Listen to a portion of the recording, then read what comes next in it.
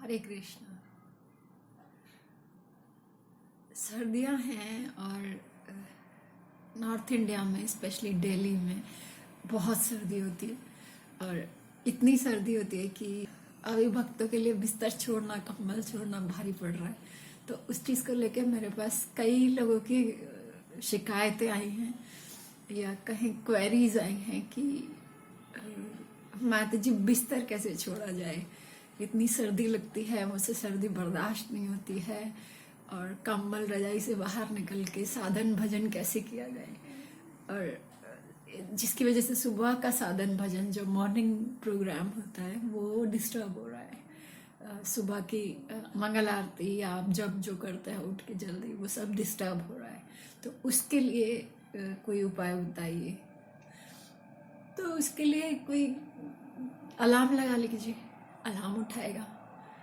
अच्छा, अलार्म भी आप प्रयास कर चुके हैं, नहीं उठा रहा, तो आप साथ में रहने वाले किसी भक्त को बोलिए, वो आपको उठाएगा। अच्छा, उनके कॉल आने के बाद फिर से आप सो जाते हैं तो आप किसी अपने मेंटर को बोलिए, किसी ऐसे सीनियर को बोलिए कि वो आपको सुबह उठाने में उठने में हेल्प करे, वो आपको कॉल करे और आपके साथ ही, आजकल तो सब कुछ ऑनलाइन हो रहा है, तो आपके साथ ही ऑनलाइन बैठ के हरि नाम ले या मंगल आरती जो भी आप करते हैं एक साथ करें। शायद ये बेनिफिशियल हो। तो ये एक तरीका है। और सबसे बड़ी बात तो ये है कि जब आपको ये पता है कि सुबह उठने के क्या बेनिफिट्स हैं, क्या लाभ हैं, तो इट्स ऑटोमेटिक कि आपकी नींद अपने आप खुलेगी। और 21 दिन तक कोई भी प्रयास जब हम प्रतिदिन करते हैं तो वो आदत बन जाती है।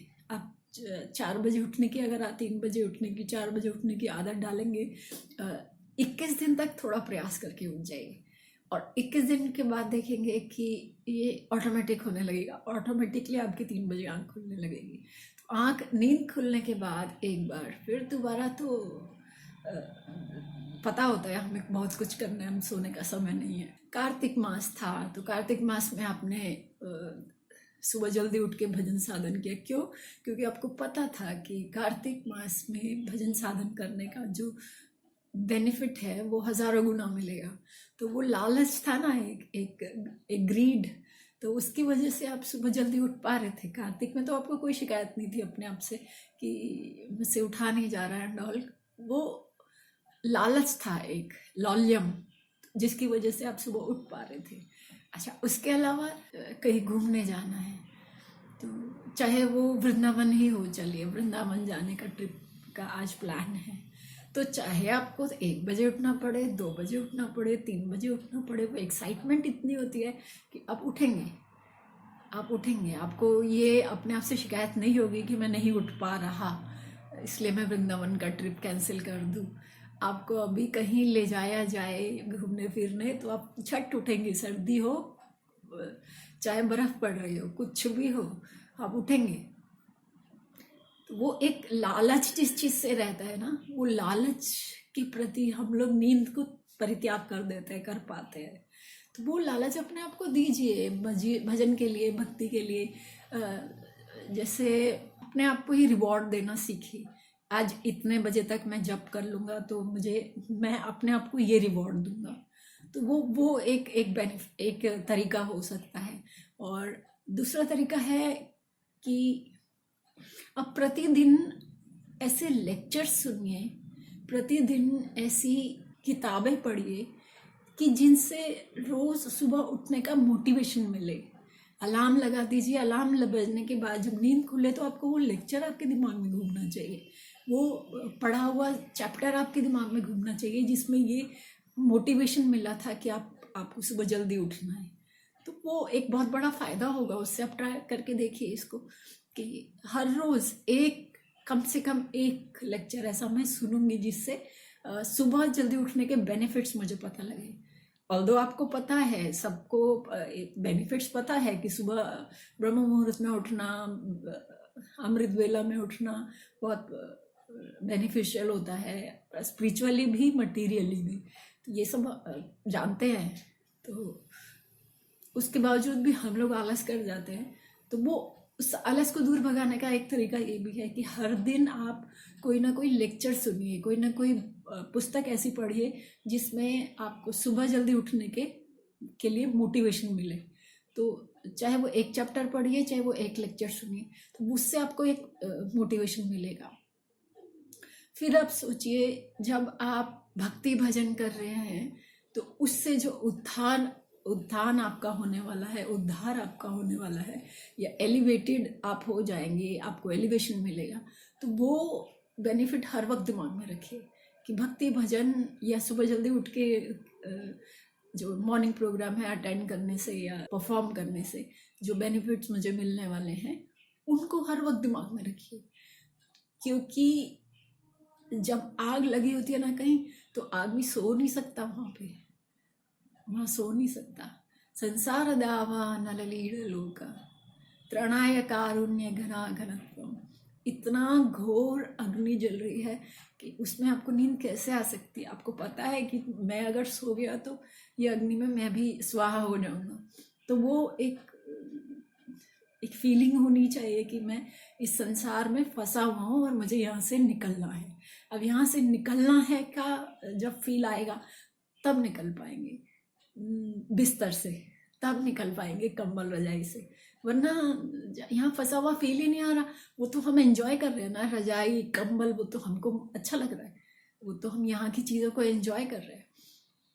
तो वो एंजॉयमेंट का जब तक सेंस रहेगा यहाँ से कनेक्टेड आपका, तब तक संभव नहीं है सुबह उठ पाना जल्दी। क्योंकि रस तो आपको यहाँ की चीज़ों में, मटेरियल चीज़ों में आ रहा है ना, आपको स्पिरिचुअल बेनिफिट्स नहीं चाहिए, स्पिरिचुअल हैप्पीनेस नहीं चाहिए, क्योंकि उस वक्त तो बिस्तर ही अच्छा लग रहा है, उस वक्त तो कंबल और रजाई ही अच्छा लग रहा है।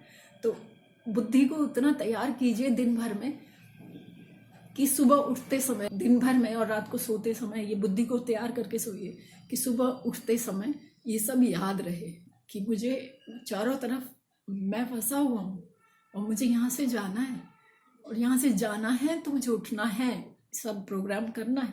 ऑल्दो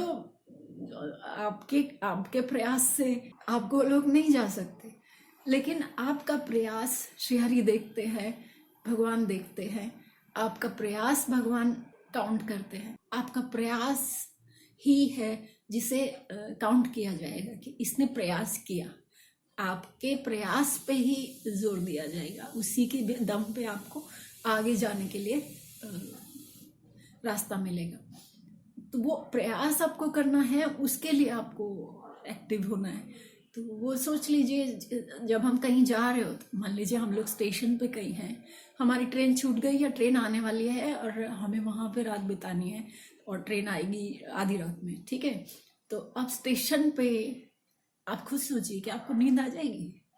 नहीं आएगी, क्योंकि आपको पता होगा अगर मैं सो गया तो मेरी ट्रेन छूट जाएगी। या फिर आप ट्रेन में हैं तो आप ट्रेन में भी नहीं सो पाएंगे। अगर सो गए तो हो सकता है मेरा स्टेशन निकल जाए और मैं गलत जगह पहुंच जाऊं। तो ये वहाँ क्या हुआ, वहाँ आप सर्दी हो गर्मी हो कुछ भी हो, आप उठे ही रहेंगे, जागे ही रहेंगे ट्रेन के इंतज़ार में या ट्रेन स्टेशन के इंतज़ार में, क्योंकि वहाँ पे बुद्धि तैयार है, ब्रेन तैयार है कि उसको कहीं ना कहीं नुकसान हो जाएगा अगर मैं सो गया तो, है ना।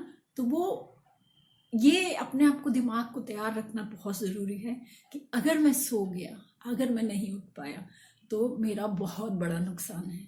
और इतना बड़ा नुकसान, एक एक मिनट, एक एक पल दोबारा नहीं मिल सकता। यहाँ तक मैंने सुना है कि पुत्र की मृत्यु, विवाहित है कोई पुत्र है और उसके बच्चे भी हैं और उस पुत्र की मृत्यु हो जाती है, तो उसमें जितना दर्द होगा, तकलीफ होगी, उससे ज़्यादा दर्द और तकलीफ उस एक पल में होनी चाहिए जब हम हरिनाम के बिना बिता रहे हैं जिस पल को, जब हम बिना स्पिरिचुअल प्रैक्टिस के उस पल को बिता रहे हैं। तो पुत्र की मृत्यु से ज़्यादा तकलीफ हमको उस पल में होनी चाहिए। क्यों? क्योंकि पुत्र कोई और भी हो सकता है, पुत्र किसी और को बना सकते हैं और पैदा हो सकता है, लेकिन जो क्षण चला गया, जो आपका एक एक मिनट चला गया, वो दोबारा नहीं आएगा, कैसे भी नहीं आएगा। आप कितना भी प्रयास कर लीजिए, वो वापस नहीं आएगा। तो इतना कीमती समय जब डेथ बेड पे पड़े होंगे तो हमें रिग्रेट ना हो कि इतना कीमती समय मैंने बर्बाद कर दिया। तो एक ये कुछ चीज़ें हैं जिनको आप याद रखिए, जिससे आपको सुबह उठने में मदद मिलेगी। बहुत हेल्प मिलती है जब आप ये इन चीज़ों को थोड़ा सा मेमोराइज करके रखते हैं कि अगर मैं सो गया तो मैं बहुत कुछ खो दूँगा। तो बहुत हेल्प मिलती है इन चीज़ों से। और अगर आप मॉर्निंग प्रोग्राम में सिर्फ जप करते हैं तो एक ये भी काम कर सकते हैं, आप रजाई और कंबल में बैठ के ही जप कीजिए। नींद तो खुली गई है, आपको पता है कि नुकसान हो जाएगा अगर सो गया तो, एक क्षण बर्बाद हो जाएगा, तो वो क्षण वापस नहीं आएगा, आपको पता है। तो आप रजाई कंबल के अंदर बैठ के आप जप कीजिए। नींद तो नहीं आएगी, अगर आपने ये सोच लिया कि आपको नुकसान हो रहा है तो नींद तो नहीं आएगी। तो ये प्रयास करके देखिए और मुझे कमेंट सेक्शन में बताइए कि आपको कुछ बेनिफिट हुआ, नहीं हुआ, और अगर नहीं हुआ तो फिर आगे और प्रयास करेंगे, आगे और मैं कुछ वीडियोस बनाने की कोशिश करूँगी। हरे कृष्णा।